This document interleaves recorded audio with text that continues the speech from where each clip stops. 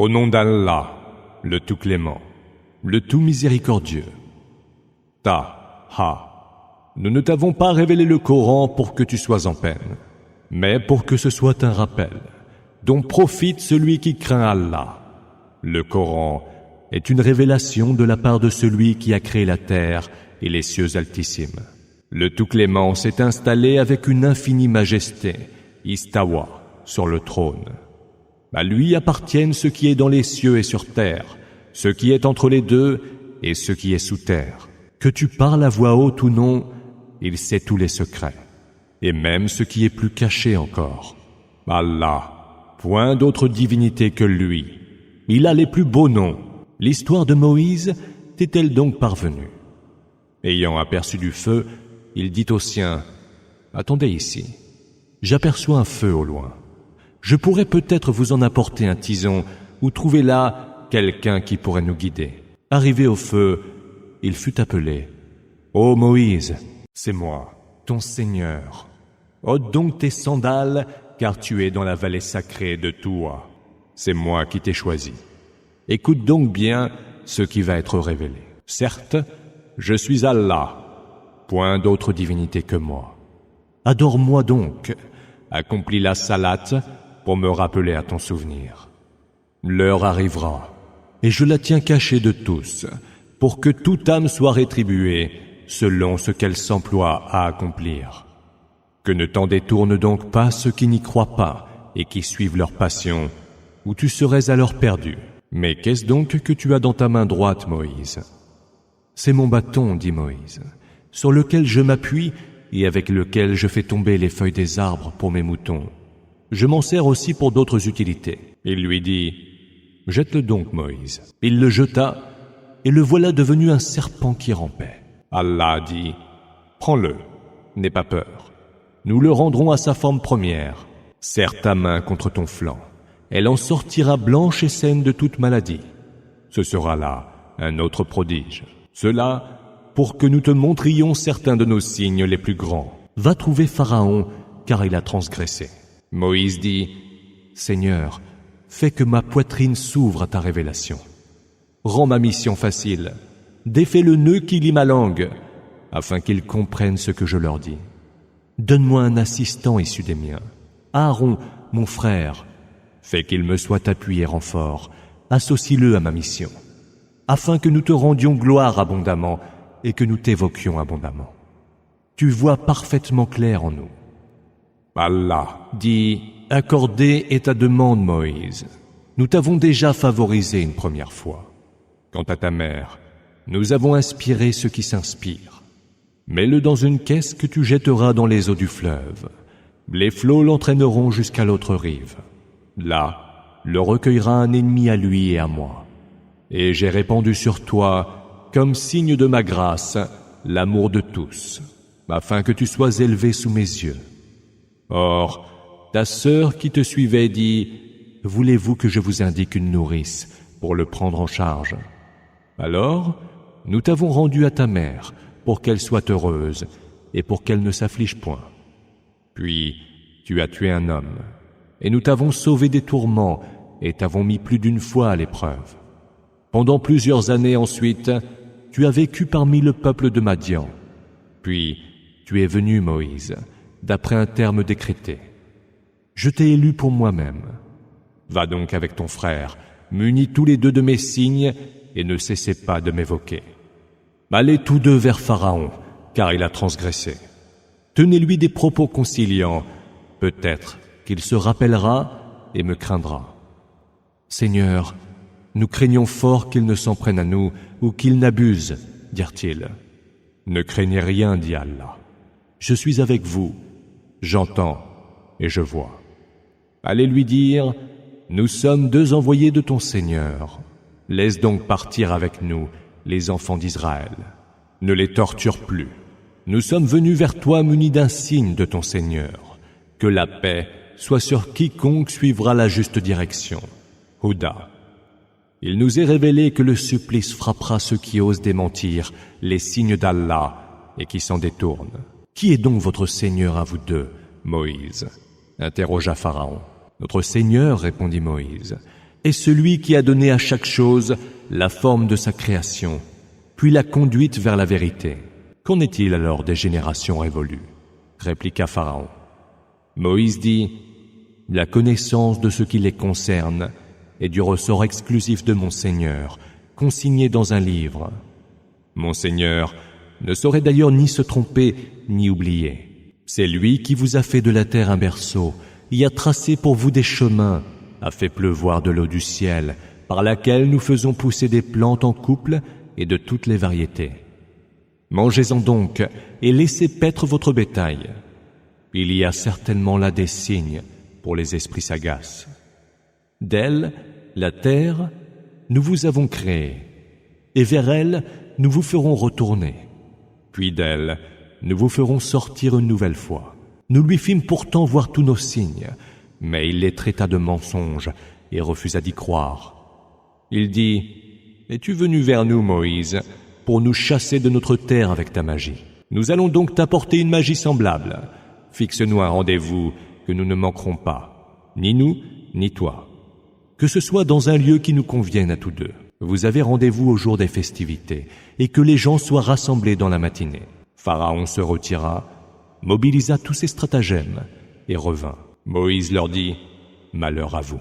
Ne débitez point de mensonges sur le compte d'Allah, ou alors il vous exterminera par un supplice. Car celui qui débite des mensonges échouera. » Ils discutèrent alors entre eux, et tinrent secrète leur délibération. Ils dirent, « Ces deux-là ne sont que des magiciens, qui, par leur sortilège, veulent vous chasser de votre terre, et se réserver votre tradition parfaite. Mobilisez donc tous vos stratagèmes, serrez les rangs, car aura certes réussi celui qui triomphera. » « Ô Moïse, dirent-ils, jetteras-tu ton bâton, ou veux-tu que nous jetions d'abord ce que nous avons?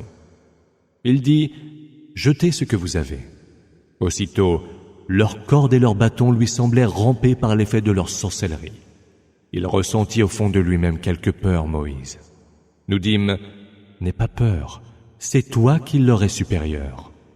Jette ce que tu as dans ta main droite, et tu le verras happer tout ce qu'ils ont fait comme artifice. Ce qu'ils viennent de faire comme artifice n'est qu'illusion de magicien. Or, le magicien, où qu'il aille, ne saurait prospérer. » Les magiciens se jetèrent à terre, prosternés en s'écriant, « Nous croyons au Seigneur d'Aaron et de Moïse. » Et Pharaon leur dit, « Osez-vous croire en lui avant que je ne vous le permette? Ce doit être votre chef, et c'est lui qui a dû vous initier à la magie. Je vous ferai couper les mains, les pieds opposés, puis vous ferai crucifier sur les troncs de palmiers.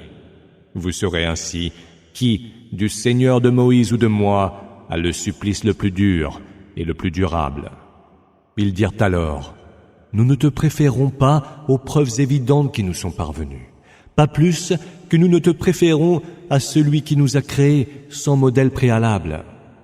Prononce donc le verdict que tu as à prononcer, car tes sentences ne concernent que la vie en ce bas monde. Nous n'avons cru en notre Seigneur que pour qu'il pardonne nos péchés et nous pardonne cette magie que tu nous as contraints à pratiquer. Allah est meilleur et sa rétribution est plus durable. Celui qui vient à son Seigneur en criminel aura mérité la géhenne, où il ne mourra pas ni ne vivra. Et ceux qui comparaîtront devant lui en croyant, ayant accompli les bonnes œuvres, ceux-là auront mérité les plus hauts rangs. Des jardins d'Éden, sous lesquels coulent les rivières, où ils séjourneront pour l'éternité. Telle est la récompense de qui s'est purifié. Nous révélâmes à Moïse, « Pars avec mes serviteurs, de nuit. Ferai dans la mer un passage à sec. Ne crains pas d'être rejoint, n'éprouve aucune peur. » Pharaon les suivit avec ses troupes, et ils furent tous engloutis par les flots de la mer. Pharaon égara ainsi son peuple, et ne le guida point vers la bonne direction. Houda, ô enfants d'Israël, nous vous avons ainsi délivrés de vos ennemis. Nous vous avons fixé rendez-vous sur le flanc droit du mont, et nous avons fait pleuvoir sur vous la manne et l'écaille. Mangez des délices que nous vous avons dispensées, et n'y commettez pas d'abus, ou alors ma colère fondra sur vous. Car celui que frappe ma colère tombe dans un abîme sans fond. Je suis très absoluteur. Pour quiconque se repent, croit, fait le bien, puis s'engage sur le droit chemin. Ihtada. Qu'est-ce donc qui t'a fait quitter sitôt ton peuple, ô Moïse? Dit Allah. Ils sont derrière moi qui me suivent, dit Moïse. Mais moi, je me suis hâté pour que tu sois satisfait. Nous avons mis les tiens à l'épreuve pendant ton absence. Le Samiri les a égarés. Moïse revint alors vers son peuple, en colère et affligé. Il dit, « Ô peuple mien, votre Seigneur ne vous a-t-il pas fait une belle promesse? La durée de l'engagement vous a-t-elle donc paru trop longue? Ou vouliez-vous subir la colère de votre Seigneur pour avoir violé votre engagement envers moi? Ce n'est pas de notre propre volonté que nous avons violé notre engagement envers toi. Seulement, nous étions lourdement chargés de bijoux appartenant au peuple. Nous les avons jetés au feu, tout comme fit le Samiri. Il en fit sortir ensuite le corps d'un veau, émettant comme un mugissement.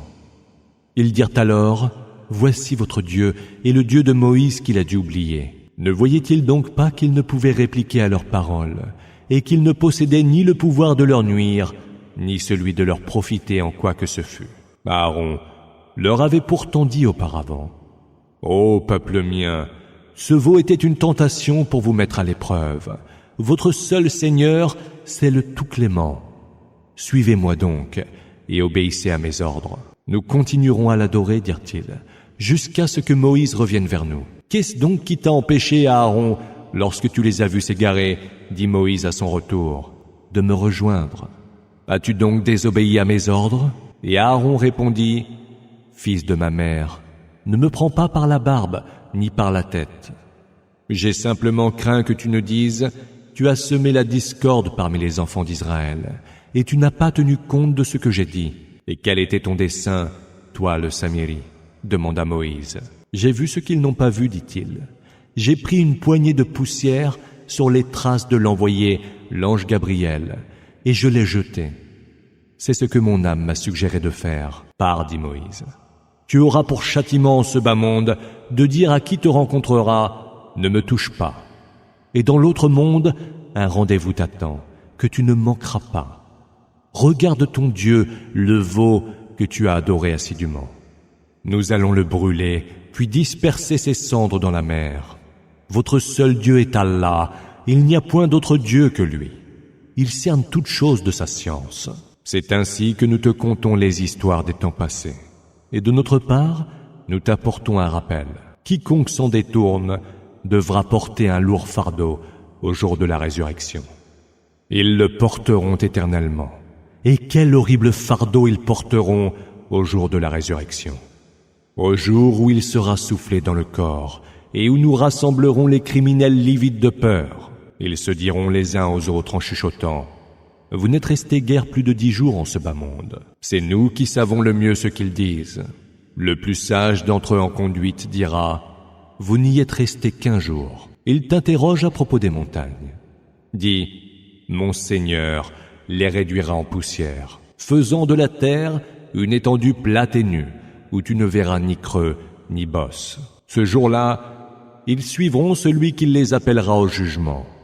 Il n'y aura aucun détour pour le fuir. Les voix se feront toutes basses devant le Tout-Clément, et tu n'entendras que murmures. Ce jour-là, l'intercession ne servira à personne, à moins qu'elle ne provienne de quelqu'un qui aura eu la permission du Tout-Clément, et dont la parole aura été agréée par lui. Il sait ce qu'ils ont devant eux et derrière eux, quand eux ne peuvent le cerner de leur science. Les visages seront baissés devant le vivant, le veilleur éternel sur toute chose, Al-Qayyum.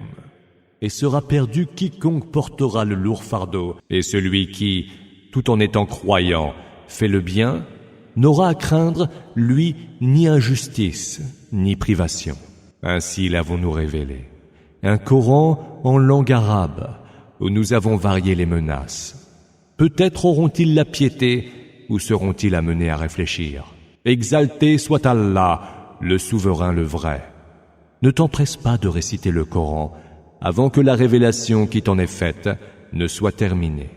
Et dis, Seigneur, ajoute à ma science. Auparavant, nous avions fait une recommandation à Adam, mais il l'oublia. et nous ne trouvâmes pas chez lui de ferme résolution. C'est alors que nous dîmes aux anges, « Prosternez-vous devant Adam ». Ils se prosternèrent tous, sauf Iblis qui refusa d'obéir. Nous dîmes, « Ô Adam, celui-là est pour toi et ton épouse un ennemi. Gardez-vous de le laisser vous chasser du paradis, ou alors tu auras à peiner. Ici, tu ne connaîtras ni la faim, ni la nudité. Tu ne sentiras ni la soif, ni la chaleur du soleil. » Mais Satan lui susurra, « Ô Adam, veux-tu que je te montre l'arbre de l'immortalité et un royaume qui jamais ne périra ?» Tous deux en mangèrent, et leur nudité leur apparut aussitôt. Alors, ils se mirent à se couvrir avec des feuilles du paradis. Adam désobéit à son Seigneur, et il fut ainsi dévoyé. Puis, son Seigneur fit de lui son élu, accueillit son repentir, et l'engagea sur la bonne voie. « Descendez de là, vous deux, dit Allah. Vous serez ennemis les uns des autres. Cependant, si jamais une bonne direction, Huda, vous parvenez de moi, celui qui la suivra ne serait ni égaré, ni malheureux. Mais celui qui ne se souciera pas de m'évoquer aura une vie pénible. Nous le ramènerons aveugle au grand rassemblement du jour dernier. Il dira, « Seigneur, pourquoi m'as-tu ramené aveugle quand autrefois j'étais voyant ?» De la même façon que tu as oublié nos signes, répondra Allah, tu seras oublié aujourd'hui. C'est ainsi que nous rétribuons quiconque se livre aux excès et ne croit pas aux signes de son Seigneur. Le supplice de l'autre monde est certes plus dur et plus durable. Cela ne les a-t-il pas suffisamment éclairés de voir combien de générations, avant eux, nous avons fait périr? C'est dans leur demeure qu'ils marchent aujourd'hui. Il y a bien là des signes pour les esprits sagaces. S'il n'y avait eu un arrêt déjà décrété de ton Seigneur et un terme déjà nommé, leur supplice eût été immédiat. Prends donc ce qu'ils disent en patience. Rends gloire à ton Seigneur et célèbre ses louanges avant le lever du soleil et avant son coucher. Rends-lui donc gloire pendant la nuit et aux extrémités du jour. Peut-être seras-tu satisfait par la récompense divine. Ne porte point tes yeux sur les jouissances éphémères que nous avons réservées à certains d'entre eux, apparat de ce bas monde par lequel nous les éprouvons.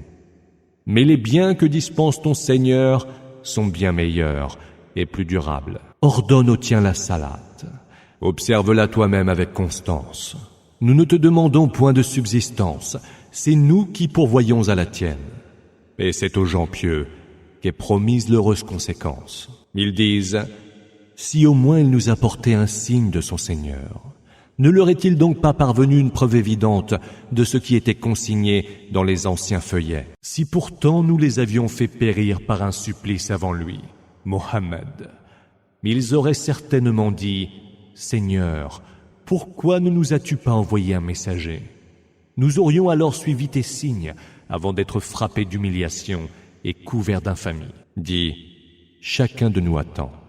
Attendez donc, vous saurez bientôt quels sont les partisans de la voie droite et qui est bien orienté.